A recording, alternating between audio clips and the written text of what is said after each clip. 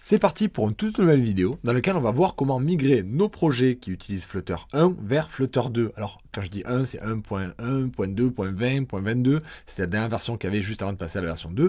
Et avec la version 2 de Flutter, on a une nouveauté principale qui est la gestion des valeurs nulles au moment de la compilation. Je vous ai déjà parlé en détail de cette gestion de valeurs nulles en Dart dans le cours Apprendre à programmer en Dart. J'espère que vous l'avez suivi et que vous avez bien compris l'intérêt de cette fonctionnalité. C'est quelque chose qui est absolument génial pour nous. Ça va nous éviter des tas de bugs dans nos applications.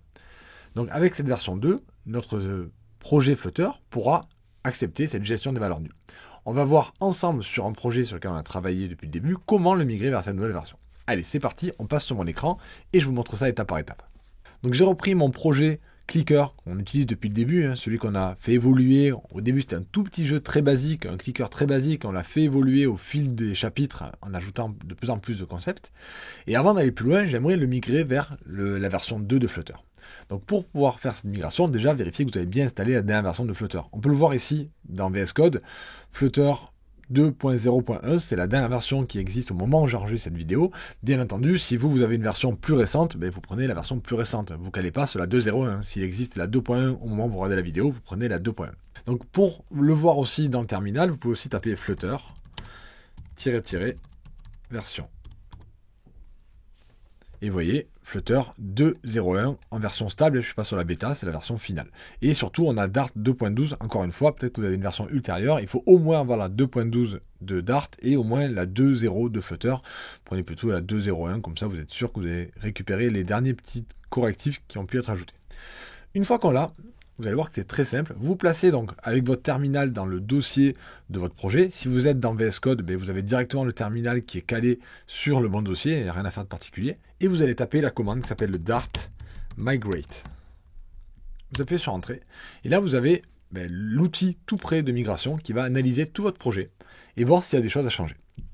Il y a plusieurs cas possibles. On va le voir ensemble. Donc là, il réfléchit un petit peu. Il analyse tous les fichiers de mon projet. C'est pas un gros projet, donc ça devrait être assez rapide. Et une fois qu'il a terminé, ça y est, là il a terminé.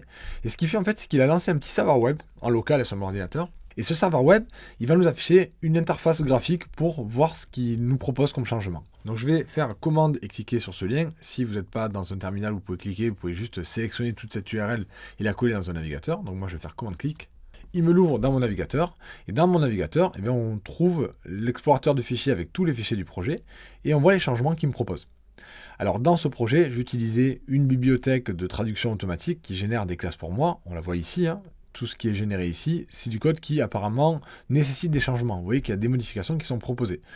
Je ne veux pas qu'il le fasse. Je ne veux pas qu'il le fasse, pourquoi? Parce que ce code, c'est un code généré, c'est pas à moi de le modifier, c'est à l'outil que j'utilise à se modifier. Et j'ai vérifié avant, cet outil, il a été mis à jour pour gérer les valeurs nulles. Donc je suppose qu'une fois que j'aurai migré mon projet, il va s'en rendre compte, il va me générer des nouvelles versions de ces classes-là. Donc je vais décocher cette case Generated pour être sûr que Dart n'aille pas mettre la pagaille dans ce fichier-là. Donc je vais ensuite réduire pour pas que ça m'embête, et on va se concentrer sur mes fichiers à moi. Par exemple, sur mon fichier GameResult, il n'y a aucun changement, vous voyez, No Proposed Edits. Je le dis bien en française, vous avez vu l'accent No Proposed Edits, mélange entre le français et l'accent du sud, c'est parfait. Je continue. Donc aucune édition, aucun changement proposé. Donc ce fichier-là, pas de modif. Par contre, mon fichier GameScreen.dart, il a 5 modifs proposés. Donc je vais cliquer dessus et on voit ce qu'il me propose. Donc ce fichier, il est intéressant parce que justement on avait une valeur nulle. Volontairement, j'avais une variable que j'utilisais qui pouvait être nulle. C'était la notion de meilleur score, puisque au début du lancement de l'application, il n'y avait pas de meilleur score. Et ensuite, une fois que l'utilisateur avait fait au moins un score, c'était le meilleur score. Et après, on pouvait le battre. Donc l'idée, c'est qu'on avait cette variable qui commençait à nul. Et ensuite, on pouvait affecter une valeur avec le meilleur score, soit le tout premier, soit le meilleur score qui a été fait depuis que l'application tourne. Par contre, comme Dart ne gérait pas les valeurs nulles au moment où j'avais fait ce code-là, il n'y avait pas d'indicateur sur le type. Si vous ne savez pas ce que c'est que ce point d'interrogation, vous devez d'abord essayer de comprendre ce que c'est que la gestion des valeurs nulles. Il faut comprendre. Ça, on l'a vu ensemble, j'ai fait plusieurs vidéos pour vous expliquer. J'espère que vous avez bien compris et que vous savez de quoi on parle ici. Donc là, c'est ce que je veux. Je veux qu'il marque ce type comme étant risqué, comme pouvant avoir des valeurs nulles. Et ensuite, dans le reste du code, il va vérifier que je ne fais pas de bêtises avec. Comme dans le reste du code, j'avais été plutôt prudent, j'avais toujours vérifié s'il n'était pas nul avant de travailler avec, il n'y a aucune autre modification de code à ce niveau-là. Par contre, on voit plein de petites modifications ici, là, plein de points d'exclamation qui sont ajoutés, et ça correspond aux modifications de mon plugin de traduction. Encore une fois, je ne suis pas sûr de ce qu'il va vouloir faire avec ça. On va l'écouter, on va le laisser changer ce code-là, et s'il faut, on l'enlèvera après. Donc là, en gros, ce qu'il me propose, c'est de dire sur l'objet de traduction, il peut générer une valeur nulle. Je suis sûr qu'il n'y aura jamais de valeur nulle.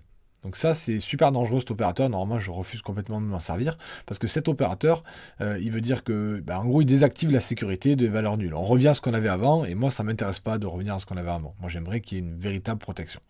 Bon, maintenant, j'espère que le plugin n'a pas de soucis et qu'ils ont géré ça. On va voir après, je vais d'abord migrer mon projet et on verra quelles seront les conséquences sur ce plugin. Donc là, vous voyez, j'ai cliqué dessus et on voit plusieurs explications. Là, il me donne des détails sur cette correction qu'il me propose. Vous pouvez les étudier. On peut lui dire ce qu'on veut qu'il fasse. Pour l'instant, je vais le laisser faire ce qu'il a envie et quitte à ce que je modifie le code après, c'est pas un projet trop complexe, donc on peut sans problème le laisser faire ses modifs et les corriger par la suite. Mais ça peut être intéressant de comprendre pourquoi il fait cette proposition. Et si on scrolle un petit peu vers le haut, là, je me rends compte qu'il s'est trompé sur quelque chose là.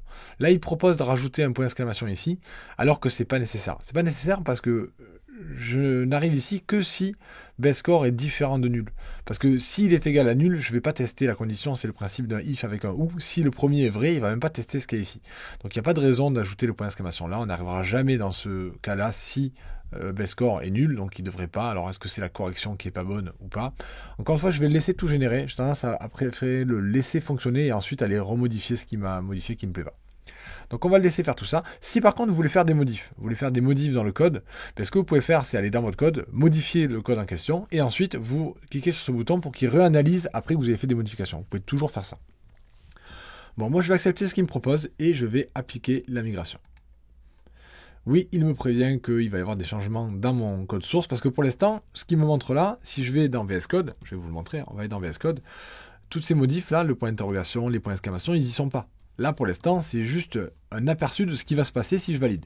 Dès que je vais faire OK, hop, là, je reviens ici et vous voyez qu'il m'a ajouté le point d'interrogation, il m'a ajouté plein de choses à l'intérieur. Donc, il a modifié ce point d'interrogation, ce qu'on voit ici, et il y a d'autres choses qu'il a modifiées mais qu'on ne voit pas dans cet explorateur. Il a modifié le fichier pubspec.yaml. Il a modifié cette ligne-là en précisant que maintenant on devait utiliser la version 2.12 de notre environnement. Donc ça veut dire que Dart va être au moins version 2.12 et aura la gestion des valeurs nulles. Donc je valide. Maintenant qu'on a fait ça, donc on voit les modifications, on voit les fichiers qu'il a modifiés. Hein. C'était ce qu'on avait dans l'explorateur plus le fichier pubspec.yaml. Il a aussi modifié un fichier JSON interne. On va pas aller voir ce qu'il a fait, ça ne nous concerne pas. Nous, on se concentre sur nos fichiers à nous. Il me montre aussi que j'ai refusé de traduire, de migrer ces fichiers de traduction. Ok, ça me va, c'est exactement ce que je voulais. Et maintenant que c'est fait, forcément, on doit avoir des petits soucis. Alors, qu'est-ce qui se passe? Pourquoi j'ai du rouge? Il n'est pas d'accord pour ça, base score. Ah oui, tiens, il n'avait pas vu ça, base score. Pourquoi il ne le voit pas? Donc là, on a un affichage du score. Mais non, mais il ne devrait pas. Non, parce que j'ai vérifié qu'il n'était pas nul là. J'ai mis un if juste avant, donc normalement il ne devrait pas m'embêter là. C'est bizarre qu'il ne se rende pas compte de ça. Normalement, la gestion des valeurs nulles est faite de telle sorte que si on a un if ici qui vérifie qu'il n'est pas nul, alors il n'a pas peur qu'il nous le manque ici.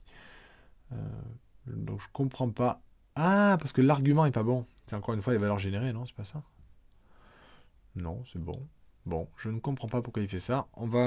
Ce qu'on va faire, c'est qu'on va essayer de modifier un petit peu ces fichiers de traduction pour le forcer à régénérer du code. Donc je vais aller dans mon voilà, ici, là où on a des fichiers de traduction. Je vais ajouter quelque chose, peu importe ce que c'est. Test trad. C'est juste pour que le moteur de mon petit plugin régénère les fichiers. Traduction. Je vais aussi l'ajouter dans la version en anglais. Voilà. Est-ce que du coup il a modifié ces fichiers-là pour que ça gère les valeurs nulles? Ah oui, voilà, je vois qu'il y a du point d'interrogation qui a été ajouté automatiquement, donc c'est parfait. Vous voyez, dès que j'ai fait ma modif, je pense que c'est là qu'il a dû déclencher ça. Donc maintenant, si j'exécute mon code, si j'essaie d'exécuter mon code, ouais, on va essayer de débugger quand même. Alors si je vais ici, que je fais Flutter Run. Ça m'embête quand même qu'il y ait ce bug là. Je vois pas pourquoi il me dit ça, j'ai un if juste avant, donc il n'y a pas de raison qu'il s'inquiète. Bon, puisqu'il s'inquiète, on va l'arrêter pour pas qu'il se... Voilà. Effectivement, il n'est pas d'accord. Donc ça ne lui plaît pas. ce que je vais faire ici, c'est mettre une valeur par défaut. On l'a vu ça dans la gestion des valeurs nulles. C'est-à-dire que s'il est nul, je vais lui passer 0. Ça n'arrivera jamais. C'est impossible que ça arrive. Donc je ne sais pas pourquoi il me fait ça. C'est vraiment un bug, à mon avis, de Dart en 2.12. Je vois pas pourquoi il s'inquiète. J'ai fait un hit juste avant. Mais bon, c'est pas grave. On va lui laisser passer ça. Je vais choisir un téléphone plutôt que le navigateur. C'est aussi une nouveauté de Flutter 2, puisque maintenant le mode web est activé par défaut. C'est plus une version bêta.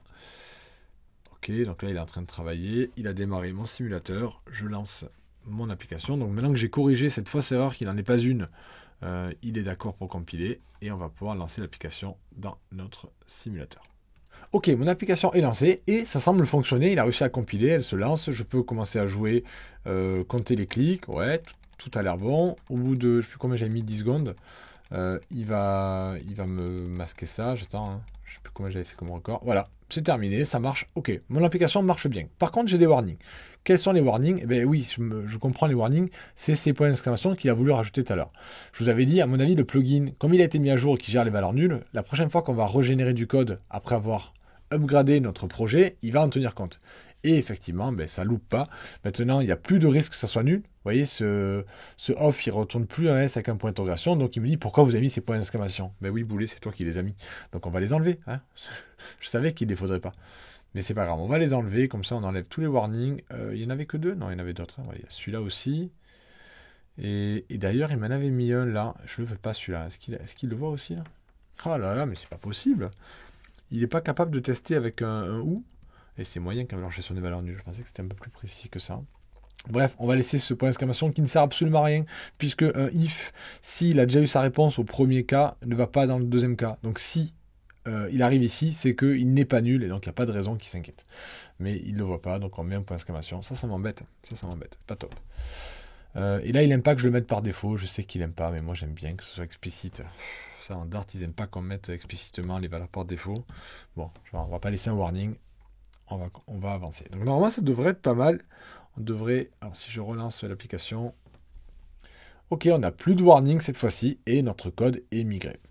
Donc vous avez vu, c'était pas si compliqué que ça. On s'est laissé guider par les outils. Oui, il y a eu des petits tâtonnements, mais justement, les petits tâtonnements, ils n'étaient pas complexes. L'idée, c'était qu'on avait un plugin. C'était pas vraiment une dépendance. C'était un plugin qui génère du code à la volée et que ce plugin attend qu'on ait migré le projet pour pouvoir générer du code compatible avec des valeurs nulles.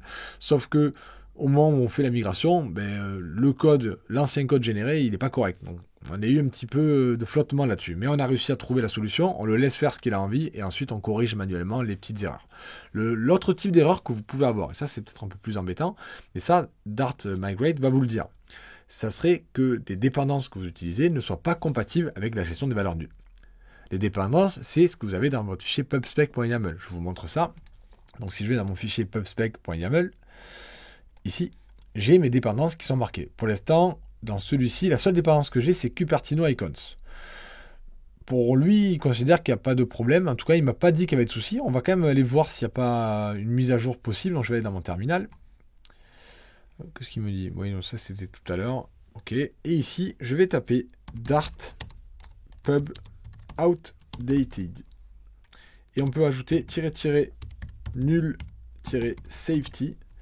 Alors c'est pas ça, ça doit plutôt être mode égale nul-safety. Ça doit être ça à mon avis. Ok, donc c'était bien ça. Donc il va analyser toutes les dépendances et tiens, il en trouve une. Donc il se rend compte qu'il y a une version en cours qui peut être mise à jour et qui est compatible dès le début, donc il n'y a pas de souci. En plus, tiens, la version actuelle ne gère pas les valeurs nulles, mais comme je ne m'en sers pas dans mon projet, c'est pour ça qu'il ne s'est pas inquiété, parce qu'elle y est, parce que quand on crée un nouveau projet, il ajoute cette dépendance automatiquement. Mais moi, je ne m'en sers pas. Je n'ai pas utilisé les icônes de Cupertino dedans, donc je peux soit la supprimer, soit lui dire de le mettre à jour. Je vais vous montrer justement comment on le fait. Donc on va faire Dart Pub Upgrade, et là, je pense que c'est ici qu'il faut mettre nul-safety. Ok, donc normalement, et je ne sais pas si vous avez vu, donc non seulement il l'a fait ici, et en plus, on l'a vu en direct au-dessus, il a modifié il a mis la 1.02 pour qu'il se mette à jour. Si vous avez certains projets qui ne sont pas encore disponibles, qui ne sont pas capables encore de gérer les valeurs nulles, vous le verrez en fait à cet écran-là. Quand vous ferez Dart Pub Outdated Mode Null Safety, il va vous lister toutes vos dépendances, et s'il y a une dépendance tierce qui n'a pas été gérée par l'équipe de Flutter, une dépendance non officielle qui ne gère pas encore les valeurs nulles, eh bien vous le verrez. Vous verrez en fait s'il est capable d'avoir une version en vert. Si vous avez du rouge tout le long, eh bien, ça veut dire que vous ne pouvez pas encore faire votre migration, et il ne faut pas lancer la migration dans ce cas-là. Donc ce que je vous conseille éventuellement, c'est de commencer par ça. Si vous voyez du vert sur toutes vos dépendances, vous pouvez y aller. Si vous voyez du rouge sur au moins une des dépendances, du rouge tout le long, elle ne peut pas être mise à jour et que cette dépendance vous en servez, dans ce cas-là, vous ne pouvez pas faire la migration, vous devez attendre qu'elle soit compatible. Mais dès qu'elle sera compatible, je compte sur vous pour faire cette migration. C'est quelque chose de très utile pour vous. Oui, c'est un peu de travail, mais ça vaut le coup de le faire parce qu'une fois que vous aurez fait ça, vous allez enlever 90% des crashs de vos applications. Ça vaut le coup. Faites-le.